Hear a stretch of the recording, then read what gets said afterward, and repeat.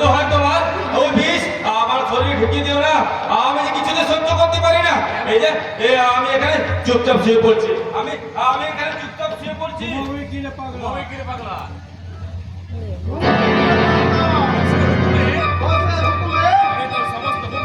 আমি তো সমস্ত ভুল কেড়ে নেব। ইঞ্জেকশন দিয়ে আমি খুন কেড়ে নেব রে। তুমি দাঁড়াও। বসের হুকুমে কাজ না হলে বসছে আমাকে। তোমার কোনো চিন্তা নেই, এখন থেকে ওর সব দায়িত্ব আমার। কিন্তু ম্যাম সাহেব, হ্যাঁ, তোমরা যে কাজ আজকে ইনজেকশন বা চাপক দিয়ে করতে পারবে সেই কাজ আমি হাসিল করবো আমার ভালোবাসা দিয়ে। ভালোবাসা দিয়ে হ্যাঁ, ভালোবাসা দিয়ে। এই পাষাণ থেকে থেকে থেকে তোমার হৃদয়টা পাষাণ হয়ে গেছে রমজান। তাই তো মানুষের স্নেহ মায়া মমতা ও যন্ত্রণা সেই পাষাণ ভেদ করে তোমার হৃদয়ের গভীরে প্রবেশ করতে পারে না রমজান। এর জন্য আল্লাহকে জানাই আমি লাখো লাখো সেলাম। ভগবানের দয়া আমার দিলটা আমার পছন্দ হলেও আমি অন্যের দিলে চালক প্রশান্তি করে ম্যাডাম। অন্যের সুখ আনন্দ কেড়ে নিয়ে এই বক্সিসের টাকা আমি ভাগ করে নিয়ে এই পাথর দিনটাকে আমি খুশ করবো কেমন করে ম্যাডাম? এটাই তো রমজানের ডিউটি ম্যাম সাহেব। এই রমজানের দু চোখে পানি ঝরে তখন খুশির আনন্দে রমজান দু চোখে জল চকচক করে যখন কোন আদমি রমজানের হাতে চাকরি খেয়ে নরম যন্ত্রণা ছটফট করে তখন এই রমজানের পাথর দিলটা দিল খুঁজে অট্ট হাসি হাসে ম্যাম সাহেব, অট্ট হাসি হাসে। রমজান রমজানটা আর মানুষ থেকে পুরোপুরি অমানুষ হয়ে গেছে। তাই তো স্নেহ মায়া মমতা ওর মধ্যে নেই। তাই তো স্নেহ মায়া ভালোবাসা বলে আজ ওর মধ্যে কিচ্ছু নেই, কিচ্ছু নেই। ও মায়া মমতা ভালোবাসা আজ সবচেয়ে মরুভূমির মরিচিকা। দূর থেকে শুধু হাতছানি দিয়ে ডাকে আর কাছে গেলে কোথায় যেন মিলিয়ে যায়। আমি তোমার ভালোবাসা দেবো, সেই সঙ্গে দেবো অপরন্ত সুখের সন্ধান। তুমি আমায় সুখের সন্ধান দেবে? দেব। ভালোবাসার মাঝে মিশে আছে অনাস্বাদিত সুখ, প্রেমের মাঝে মিশে আছে একরাশ আনন্দ। তুমি আমার বুকে ঝাঁপিয়ে পড়ো, আমি বুকে করে পৌঁছে দেব সেই স্বপ্নময় মধুর দেশে। তুমি আমায় হাত ধরে কথা নিয়ে যাচ্ছ? পাশের ঘরে? পাতে বলে কেন? হ্যাঁ, পাশের ঘরে তো নির্ঝরে নিরিবিলিতে তোমাকে নিয়ে খেলবো বেবির লুকোচুরি। তুমি আমার বুকের দিকে তাকিয়ে দেখো, আমার বুকের উত্তপ্ত ভরা মধু ভরা যৌবন তোমাকে কেমন হাতছানি দিয়ে ডাকছি। দেখো দেখো মঙ্গল বাবু, দেখো ওই, কোথায় মধু? এই তো আমার বুকে। তোমার বুকে দেখতে পাচ্ছি আকাশ চাপা কান্না। তোমার তাকিয়ে দেখো আমার মুখের দিকে। তোমার মুখে দেখতে পাচ্ছি আমার ময়নার মুখ, আর তোমার চোখে দেখতে পাচ্ছি আমার ময়নার করুণ। বন্ধ করো বন্ধ করো বন্ধ করো। সততা না বলে গায়ে দিয়ে কিছুতে তুমি তোমার চোখটাকে ঢেকে রাখতে পারবে না। আমি আমার কামনা দিয়ে তোমার শিরায় শিরায় আমি আগুন জ্বালিয়ে দেবো, আগুন জ্বালিয়ে দেবো।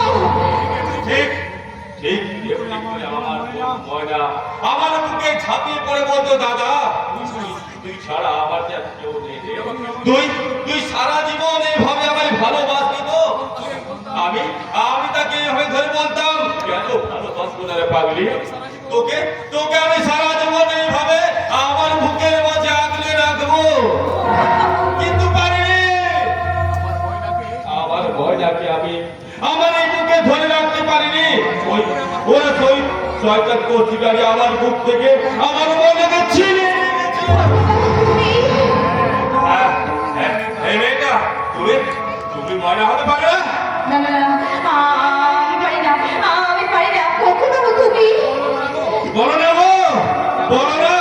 তুমি আমার বোন ময়নার মতো আমার কপালে ফোঁটা দিয়ে বলতে পারো না, ভাইয়ের কপালে দিলাম ফোঁটা, জমের দুয়ারে পড়লো কাটা। না না কখন বাবু না, তোমার মতো দেবতার হৃদয়ে আমার মতো মায়ের মনে স্থান পেতে পারি না কখন বাবু। কে বলে তুমি পারবনিতা? তুমি যে আমার স্নেহাতুর ফোঁটা সত্য ফোঁটা পরে দিতাম। কিন্তু আমি যে কলঙ্কিনী। দাদার কাছে তার বোন চিরচিত্ত নির্মল মন্দাকিনী। কাঁদছিস কেন রে বোন? আজ আমাদের বড় সুখের দিন। তুই তোর দাদা ফিরে পেয়েছিস, আর আমি ফিরে পেয়েছি আমার ময়নাকে। হ্যাঁ রে বোন, আমার একটা ছোট্ট বোন ছিল। ওই আমার ময়নাকে শয়তান কৌশিকরে আনি ওর আর্টিকে খুন করেছে। আমার সম্পত্তি আত্মসাৎ করার জন্য ওরা আমাকে বিষাক্ত ইঞ্জেকশন দিয়ে পাগল বানিয়ে রেখেছে। এক ফোঁটা জলও আমায় খেতে দেয়নি জানো। হয়তো কোনোদিন ময়নার মতো ওরা আমাকে খুন করবে। ওই শয়তান কৌশিক লাইনে তোমার কোনো ক্ষতি করতে পারবে না। তুমি আমার কথা শুনবে দাদা। আজ থেকে ওদের দেওয়া কোনো জিনিস তুমি খাবে না। ওদের দেওয়া কোনো কাগজে তুমি সই করবে না। ওই শয়তান জাল উইল তৈরি করে আমার সমস্ত সম্পত্তি আত্মসাৎ করতে চায়। কিন্তু না, আমি করবো না, আমার সম্পত্তি বিক্রি করবো না। আমি ওই উইলে সই করবো না। আরে মরার জন্য প্রস্তুত হন আজকের। দাদা কি হলো চম্পাকলি? তুমি কি তোমার যৌবনে জাল ফেলে আর পাগলার হৃদয়কে স্বীকার করতে পারলে না? তবে কি আমাদের ভাবতে হবে চম্পাকলি একটা পাগলের কাছে হেরে গেল? হ্যাঁ বস, কিছু কিছু হারের মাঝে যে এত আনন্দ পাওয়া যায় তা আমার জানা ছিল না। এই নিন আপনার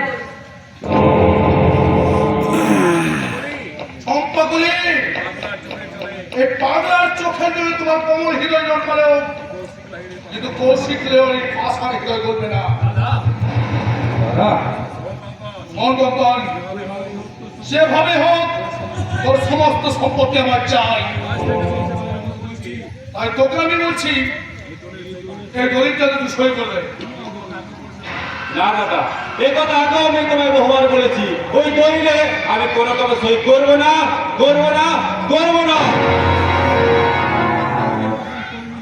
সই করবি না? তবে শয়তান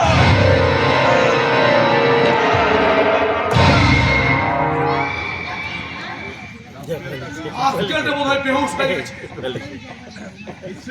ইচ্ছে করলে এই অবস্থায় ওকে আমি শেষ।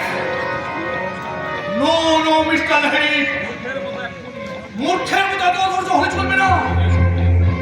তুমি এই ঠকবে অঙ্কনকে কব্জা করতে তোমাকে আরো গভীরে ভাবতে হবে।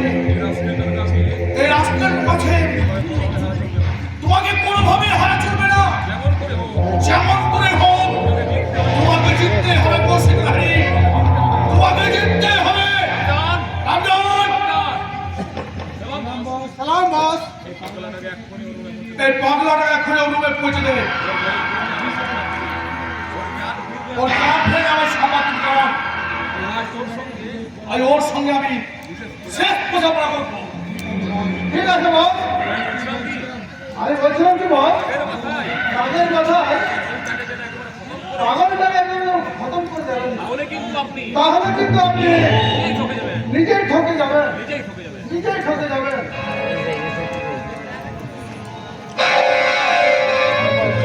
কতগুলি অবাস্তব প্রশ্ন আমার মাথায় ঘুরপাক। কম্পনকে বস করতে এসে চম্পাকলি নিজেই বস হয়ে গেল।